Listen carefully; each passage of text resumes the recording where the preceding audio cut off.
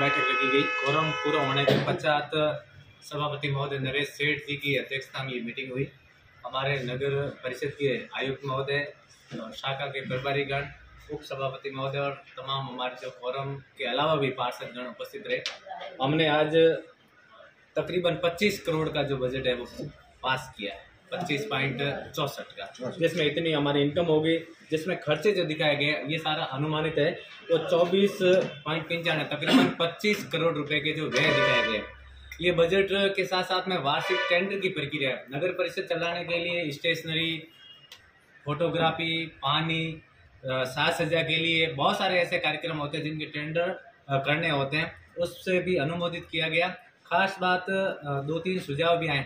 एक, सांचौर शहर के अंदर बार बार टेंट सामने लगाना पड़ता है, उसके खर्चे भी होते हैं। हम सभी सदस्यों ने ये तय किया कि भाई इस खर्चे के बजाय बाकी वाले तमाम शहरों के अंदर टाउन हॉल बने हुए हैं, तो क्यों ना सांचौर में टाउन हॉल बना दिया जाए। तो उसके लिए जमीन तो हम लोग देखेंगे कि शहर के मध्य में हो, आबादी के बीच में हो, क्योंकि कार्यक्रम टाउन हॉल में दिन में भी होते हैं और रात में भी होते हैं। तो ऐसे कार्यक्रम हो जिसमें सभी प्रकार कार्यक्रम, सरकारी भी कार्यक्रम होंगे, आपके मीडिया जगत के भी होंगे, स्कूलों के भी कार्यक्रम होते हैं और शहर से जुड़े हुए तमाम धार्मिक सामाजिक कार्यक्रम होंगे। नगर पालिका अगर निजी क्षेत्र के कार्यक्रम है तो उसके लिए शुल्क तय करेगी। तो करीब 50 लाख रुपए की लागत है। हमारे यहाँ मीटिंग में जनप्रतिनिधि कह के गए कि भाई आप लोग डीपीआर बनाओ और पैसे हम सरकार से लाएंगे। तो आज हमने प्रस्ताव को मंजूरी दी है ताकि ये इस तरीके से टाउन हॉल बन जाए। नंबर 2, शहर के अंदर और भी जो कामकाज है उसके लिए भी हमने चर्चा की। जैसे पिछले दिनों एक अभियान चलाया गया नंदियों को गौशाला में शिफ्ट करने के लिए। तो आयुक्त महोदय का, सभापति जी का और मशीनरी का हम लोगों ने धन्यवाद ज्ञापित किया। हालांकि अभी पूर्ण रूप से शहर इससे मुक्त नहीं हुआ है, लेकिन हमारी ये प्रक्रिया चालू है, तो जल्दी से इसे ठीक करेंगे। एक मीडिया के मार्फत आज हमारी चर्चा हुई व्हाइट लाइन की। नगर परिषद ने बाजार के अंदर मुख्य सड़कों पर आवाजाही, क्योंकि जिला बन गया है, ट्रैफिक बढ़ गया है, तो आवाजाही को लेकर के दिक्कत हो रही है कि व्हाइट लाइन से बाहर भी व्यापारी बंधु अपना सामान रख लेते हैं, या बाइक वाहन उनके पड़े रहते हैं, या ग्राहक के भी पड़े रहते हैं। तो उससे क्या बार बार दिक्कत होती रहती है। रास्तों को तो एकदम बड़ा नहीं किया जा सकता। तो एक टेम्परेरी जो है अतिक्रमण, इसे हटाने के लिए व्हाइट लाइन कर दी। हम किसी भी प्रकार का तमाम व्यापारियों से अनुरोध करते हैं कि अपना सामान दुकान के अंदर रखें, व्हाइट लाइन के भीतर सारी गतिविधियों का संचालन करें। ग्राहक को खड़ा रखना, अपने वाहन को पार्किंग करना, सामान को रखना, सारी चीज वो करें। बाहर के लिए कोई जनप्रतिनिधि सिफारिश नहीं करेगा। ये शहर के नागरिकों से भी निवेदन है, कर्तव्यों की पालना करनी है, शहर के हित में, जन के हित में। हम तमाम पार्षदगण इस मामले में पूरा कोऑपरेट करेंगे। ये हमारी जो बातें हुई है। इसके अलावा और सामाजिक संस्थाओं ने कुछ जमीनें मांगी है, तो अगले एजेंडे पर सभापति जी ने कहा कि भाई इस बार आज बजट का ही मामला था, तो अगले एजेंडे पर हम लोग इस पर चर्चा करेंगे। एक रोड लाइट का जो मुद्दा है, पिछली बैठक में हमने 2000 लाइटों के लिए बात की। शहर के बहुत सारे मुख्य मार्ग है, चाहे हमारा रानीवाड़ा रोड हो, बरसम रोड हो, काजा का गोलिया हो, या डबाल साइड की हाडेचा रोड है, हाईवे को छोड़ करके बाकी जगह लाइटें अभी नहीं है। तो उस कंपनी का काम भी अभी अनुबंध है, वो पूरा होने जा रहा है। नई हम कमेटी बनाएंगे सभापति जी की अध्यक्षता में, 5 से 7 मेंबर को लेकर के, और कंपनी वाली लाइटें खरीद करके 2000 लाइटें जिनकी शर्तें हैं, रखरखाव, सामान, मेंटेनेंस तमाम का, अगर उसने सही समय पर चालू और बंद नहीं किया तो उस पर पेनल्टी लगाई जाएगी। हमारे आयुक्त महोदय ने बढ़िया सुझाव दिया कि इसे तो अपने शर्तों को जटिल करेंगे और इसे भुगतान नहीं करेंगे। और क्योंकि हम देखते हैं कि भाई एक महीना होने पर जैसे 20 से 25 लाख रुपए का एक्स्ट्रा व्यय आ गया, तो वो उपभोक्ताओं पर पड़ता है। मीटर में जुड़ गया तो किसी के 100 रुपए, किसी के 60 रुपए, तो ये बड़ी दिक्कत होती है। इस बार हम टेंडर इस तरीके से करेंगे ताकि भविष्य में कोई दिक्कत नहीं हो। मीटिंग बजट की थी, इसके बावजूद भी 2-3 महत्वपूर्ण बिंदुओं को शामिल किया।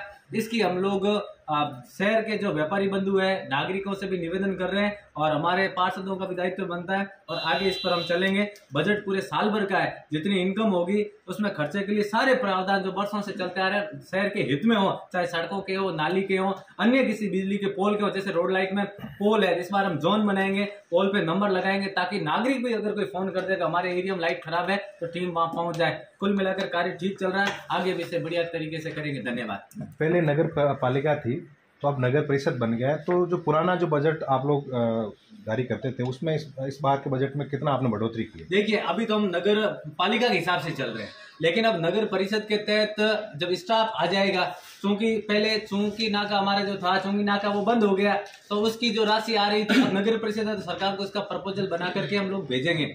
नगर परिषद बनते ही संस्था तो आ जाती है, लेकिन अब नगर परिषद के जैसे सहायक अभियंता की पोस्ट है, उसमें एक्शन की पोस्ट है, तो उस पर किसी प्रकार के कार्मिक की कोई नियुक्ति नहीं हुई है। तो बजट में नगर परिषद को लेकर राज्य सरकार के और भी कोई निर्देश आएंगे तो उसमें करेंगे। फिलहाल हम लोगों ने नगर पालिका के परंपरा के मुताबिक बजट को पास किया है।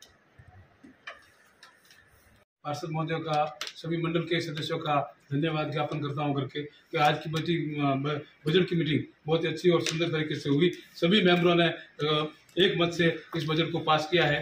लगभग 24, अभी आपको जैसा बिल्कुल जी ने बताया 25 करोड़ का हमारा बजट है करके 25 करोड़ 64 लाख का, और हमारा आय व्यय है 24 करोड़ 54 लाख का। कुछ हमने बचत, ये प्रथम बार है कि हमने इस बजट को सेविंग का बजट बनाया करके। आज दिन तक जो बजट बनते थे, पहले जो बजट बनते थे अनुमानित बजट बनते थे और प्लस माइनस बजट बनते थे, अब की प्रथम बार कि हमने जो बजट बनाया है ये पूरा एक्चुअल बजट है करके, और उसमें हमने पैसा बचा के पालिका को कोष में से बचा के हमने काम किया करके बजट में।